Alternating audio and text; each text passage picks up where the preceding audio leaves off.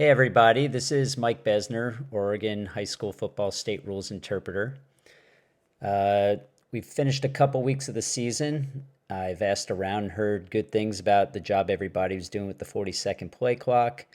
Definitely heard of some people blowing a ready for play when they shouldn't, but that's absolutely to be expected. And as we develop a little bit of muscle memory here, that'll taper off and stop eventually. So good job everybody. Sounds like it's going pretty well. I have a play I want to share with everybody. I think there's some good teaching moments here, and hopefully, no matter what position you work, there should be something here for you to take a look at and learn from. I want to just say that my goal by showing this play is not to embarrass any official, any crew, association, or certainly not any football player or football team. This is simply for training purposes, and let's all just take it as such. It's a way for we can watch this and think about if we were in that position, what would we do, and how can we do a little bit of a better job. So let's go through it. So there's a play from a recent varsity game. And the first thing I want to point out is the position of the referee. He's about 9 yards, 10 tops, but about 9 yards back from the ball. And that is not deep enough. Our mechanics book says to be 12 to 15 yards deep. There's a reason for that. One, and you'll see what happens here when the play does start, the referee has to immediately start backing up, and we don't want to do that. We officiate better when we're not moving. But also, you're just too close.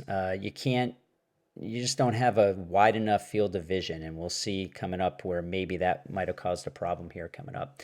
Also, I'm personally not a big fan of the hands on the knees, but that's fine if it works for you. I just feel like it makes it a little harder to come out of that stance as a referee if you have to move. So just something to think about. If it works for you, great, but just make sure you're not hampering your mobility when doing so. I will point out, I think the referee's width here is fine. You want to put yourself in a position where you can see your opposite tackle, your quarterback, and your running back or running backs, if that's the case, all within your field of vision. So you could rule on those players, look for the quarterback head bobbing, look for running backs false starting, and at the same time be ready to read your tackle right at the snap. So adjust your width as you need to. I think if this referee was deeper, he would also have to be wider in order to maintain that point of view. So just keep that in mind. Our position is always to set us up to rule on a play. So as you can see here, right at the snap, referee's already having to move back a little bit. And again, if he had been a little deeper, wouldn't have to do that. But let's rewind a little bit and let's take a look at the wing at the top. So when we read pass, we have our passing keys, and there is a back judge in this game. We just can't see them. They're off the screen. But let's not be too quick to run downfield when we read pass, especially in a 5-man crew when we have a back judge. So wing at the top here, let's just take a quick look. Nice sidestep. It's not bad, but right here, you can see all 3 receivers are still only about 5 yards past him, and you really probably didn't have to move all that much. It could still officiate the play. I think we gain a lot when wings are able to stay as close as possible to the line of scrimmage. I'm going to rewind here and looking at the bottom of the screen. Same thing, that wing only has 1 key, and they kind of take off, and you could see right there the receiver breaks the route off to an out, and the wing is off the screen, so he's probably pretty close to where the receiver already is. I think probably could have, maybe be on the big line there. Didn't have to be quite as far downfield. Maybe didn't have to move at all. So let's just not be too quick. I think you can still keep track of your receiver, especially when you have a back judge, and I think we give up a lot if you go down the field too fast. So the action that I want everybody to see here is the hit on the quarterback and the subsequent action here. Okay. So the quarterback fumbles the ball, and we'll see an end zone view here in a second. And is basically suplexed, or whatever wrestling move you want, into the turf pretty hard, and I'll say unnecessarily. So when we look at it from this view, there's our fumble, and that is an incredibly dangerous play. And you can see the quarterback is hurt.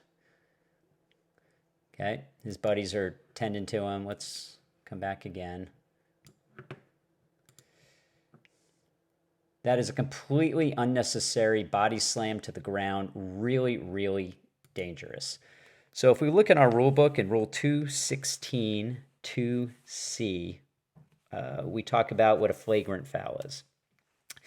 And a flagrant foul is a foul so severe or extreme that it places an opponent in danger of serious injury. Well, that meets the definition. So we didn't have a flag on this play, and I think it was because of the fumble. Officials, I think that, and that's natural. The fumble will catch your eye. You can see here, there it is.